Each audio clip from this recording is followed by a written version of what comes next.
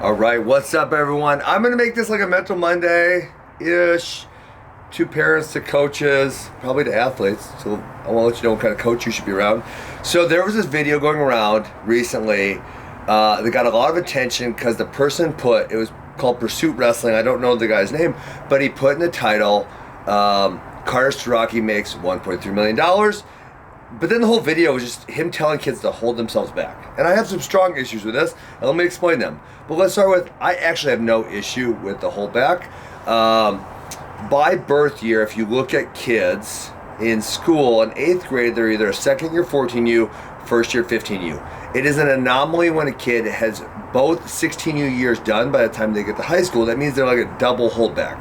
Now, if you're really young, so if you're that second year 14U, then you're 2 birth years away from the oldest group that's doing these super holdbacks. This is popular in Pennsylvania, Ohio, California, and I think it's dumb because you're almost 20 years old by the time you graduate high school, which is like, just get on with your life. Obviously, it is beneficial, especially in the beginning of high school, right? Because for a 14-year-old to compete with an 89-year-old, it's really hard. It's very difficult. Okay, so I don't really have a problem with the holdback because I'll just tell you, like, for my daughter, she was an August birthday. Instead of starting her early, I held her back so she would be the older one in her grade versus the younger. Now, so what if someone does that in 8th grade versus earlier? I don't really mind. Okay, so let's get into this video, but let's just start with, I don't really care all that much about the holdback, although I think the double holdback is kind of dumb, whatever. So, for starters, the $1.3 million number is not confirmed, okay? And it's increasingly, it's a huge anomaly, right? Because how many people are making that? My guess is actually none. Carter's probably making a decent chunk, but not that. How many guys in all of college wrestling are making any type of significant money beyond their scholarship? And the answer is, I don't know, 10 to 20, maybe, right? How many Division I scholarships are there? There's 500. There's more than 250,000 high school wrestlers, so we're worrying about, a 0.2%. Right? 0.2% of high school wrestlers is college scholarship. So are we really basing entire arguments off of this? It's kind of silly. The other really silly fact is this: Carter Starocci wasn't old for his grade. So you're basing an argument on how much money Carter Starocci's making, and Carter Starocci was actually young for his grade. So hey, dum-dum, at least get your facts right. So I'm going to be kind of mean to this guy. I don't know what his name is, but I heard he wrestled for Ohio State. I'm going to be mean to him because this is my real problem with the video.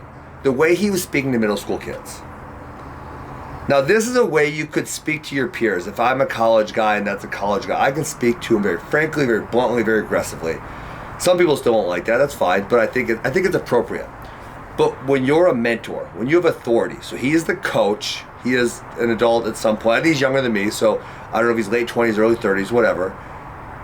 But he's a coach, a mentor, an authority figure to these kids. These judging by the fact that he's telling them to hold back 8th grade, I'm guessing this is a middle school group of kids, is what it appeared to be, right? He's essentially bullying. He is bullying these middle school kids. He's trying to make them look dumb in front of the peers if they won't do what he wants. He wants them to hold back because, yes, obviously competitively, if you're older, you're going to do better. Now, like I said, I think it has the most effect like the freshman year, and then as you get older, it has less and less effect. By the time you're 22 or 23, it has absolutely no effect, right? A 23-year-old is not better than a 22-year-old just because he's older. That just doesn't work, right? So the effect would be most on the very beginning. So he's probably trying to look like a good coach by having his kids be really old. And you're like, oh my God, the freshman made a state finals. But like, yeah, but the freshman's the age of a junior, right? So this guy, he's bullying these middle school kids, and just look at the way he talks to them. Listen, if a coach ever talked to my kid like that, I'd slap him. Well, I'd probably warn him first. I'd say, listen, you're not allowed to talk to my kid like that, or there's going to be repercussions. And if he did it again, I'd just let him know who the boss was real quick. So the way this guy was talking to the children is not okay. Now, listen, I remember I made this mistake one time, and it wasn't nearly the way he was doing it. But you forget sometimes, especially when you start coaching, that you're no longer their peer. You are their mentor, your authority figure. And I gave a kid a hard time about wrestling Greco at Fargo instead of freestyle, which I think I was completely right on. But I kind of said it in front of some people. I shouldn't have done that. And he was mad at me for months, which I didn't, in my mind, didn't click. Because like I said, if it was a peer-to-peer situation, I think it's different. When it's a mentor, authority figure to athlete, it just hits different, right? So this kid was mad at me, and I didn't realize that, now thinking back on that, it's like, I was right in my argument, but I should have done it differently for this kid. Okay, so let's get further into this. Guys, holding back a grade is a serious discussion. Now we've had a handful of guys do it at AWA. It's not always easy. Parents got to do work schedules if it's going to be a homeschool situation. They got to do driving if it's going to a different school district, because a lot of times the same school district won't allow it. There's a lot of other discussions besides just, hey, you should hold back. You should hold back. You should hold back. You didn't listen to me. I was like, and then, okay, this is kind of sound mean. This is going to kind of sound mean. But this guy, I don't know his name. He wasn't ever elite. Because if he was elite, I'd know who he was. So he wasn't ever elite. He doesn't coach elite athletes. There's no elite athletes. So why is he an authority? And the fact of the matter is, he's not. He's not. He's someone who's bigger and stronger than the middle school kids he's yelling at. He's trying to act tough. He's trying to pump up his ego. But he's not really that guy. He's not really this elite coach who's coached a whole bunch of NCAA champions. He was an NCAA champion himself, and he's speaking from experience. That's not who this guy is. This guy's someone who's probably pretty good. He wrestled D1, so he's on the upper echelon of wrestlers. But to my knowledge, he wasn't that good. Someone told me the name, and it just didn't click. I don't remember him, right? So he wasn't that elite. So he's pumping up his ego by bullying these middle school kids to do what he wants. Now, how this discussion should be done, this is for you coaches and you parents, is if I think this is going to be beneficial to a kid, I'm going to go talk to the parent first. I'm going to say, hey, so-and-so is young. I think it'd probably be beneficial if they held back. We've had a bunch of other kids do it, and to my knowledge, everyone who's done it has had a good experience. So maybe you should go talk to some other people. Maybe you guys should think about it. Oftentimes the mom has more of an issue with the dad because they're probably the one taking care of how do I get the kid to school? How do I do this? If they're homeschooling, all these things, right? So this is a serious discussion for the family. It's a serious discussion for the family. This is not a like, hey kid, listen to me. I was a Division I wrestler. You need to shut up and hold back. Act like a hardo. Dude, relax. You're not that good, okay?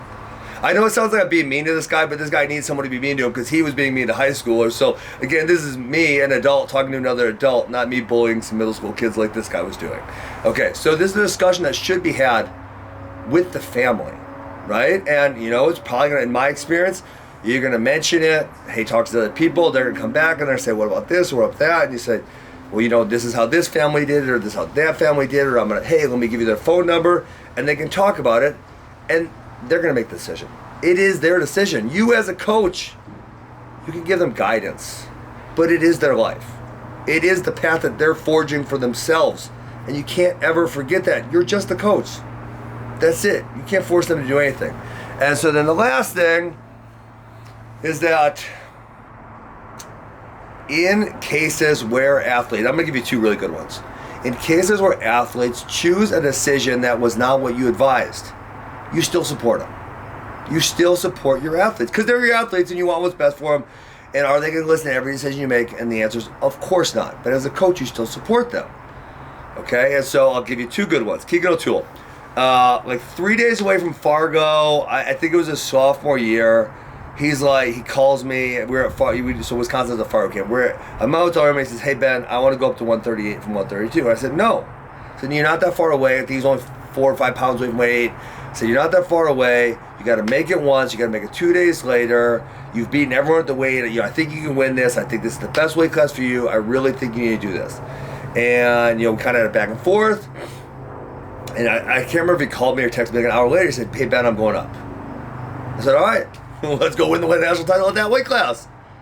So it's not like I said, you dummy, you're an idiot. Why would you ever do that? It's like, okay, listen, he wasn't quite an adult. He was probably 17, almost an adult, right? I'm going to treat him kind of like a man. And I said, okay, this is your choice. Let's do it. And then he won the national title, 138 pounds, right? So it's like, I didn't like hold it over his head the whole weekend like, oh, you didn't listen to me. You're a jackass. It's like, no, you made the decision for you. This is your life. This is your journey. I'm going to support you. Let's go win there. And then the other one is Mitchell Messenbrink. So Mitchell, as you guys know, wasn't super highly recruited. I think there was some COVID stuff that people just didn't quite see it. And obviously he did make a big jump this senior year. Well, so when he makes this big jump, obviously, these college coaches, a lot of them are hilarious because they try to act prim and proper like they don't illegally recruit. Well, they're all hitting me up like, hey, what's Mitchell Messenbrink doing? Like, you know damn well what he's doing. You know damn well he signed to Cal Baptist, and I know you want him. You're not saying that in those words, but like, I know what you're beating around the bush for. I get it. I understand. So I just said, hey, Mitchell, let's sit down. And I said, hey, Mitchell, I understand you made a commitment to Cal Baptist. Judging by the circumstances that have changed now, I don't know that that's where you should go. I said, if you open up your recruitment, you're going to have a ton of options. Nobody's going to hold it against you, and I think you'll probably be happier. And Mitchell said, no, I made my commitment. I want to honor my commitment. And I didn't bring it up. I didn't bring it up one time after that. I said, I want to put it on the table. I think you should do something different. He chose not to. And listen, support your athlete. It is their freaking journey. It's not your life. And maybe why this guy's being such a bully is because in his life he didn't achieve the things. And I'm being mean. I get it. Maybe he didn't achieve the things he wanted to.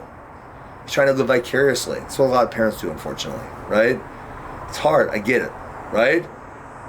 But this is their journey. It's their journey, guys. It's not yours. You can advise. That's all you can do. So Mitchell went to Cal Baptist and he hated it. And 2 months later he calls me and he says, hey, I want to leave. I said, great. Let's do it. Let's find somewhere for you. And so he decided to come home. He trained here at AWA during his, what was his like red shirt year, did online school, and he found a new home at Penn State, and he loves it. I kind of knew he should have picked that in the first place, but I never said, hey, dummy, I told you so. Because that's not what coaches do. Mitchell will probably laugh about that one now. But that's not what coaches do, right? Coaches advise, they give guidance, and then they support. That's what great coaches are going to do for your child. Okay? So this is kind of Mental Monday. It's in response to the guy who did the Pursuit video. I don't know his name. I saw people getting all fired up about it, and I finally decided to watch it myself, and I hated it even more than I thought it would. Because I don't necessarily hate the holdback. I really don't. But the way he was talking to these middle school athletes made my skin crawl. I wanted to go fight him. I wanted to go in the wrestling room, shake his hand, and give him a beat down and say, hey, I know you're acting tough to these middle school kids, but you're not really that tough. And now I'm sure this guy's going to be all butthurt, and he's going to probably say something about Jake Paul or George Masvidal to me. But listen, you can't argue with the facts of the case. The facts of the case is you weren't really that elite. You haven't really coached that many elite guys. And I'm giving you great advice from one mentor and one coach to another. I hope you listen.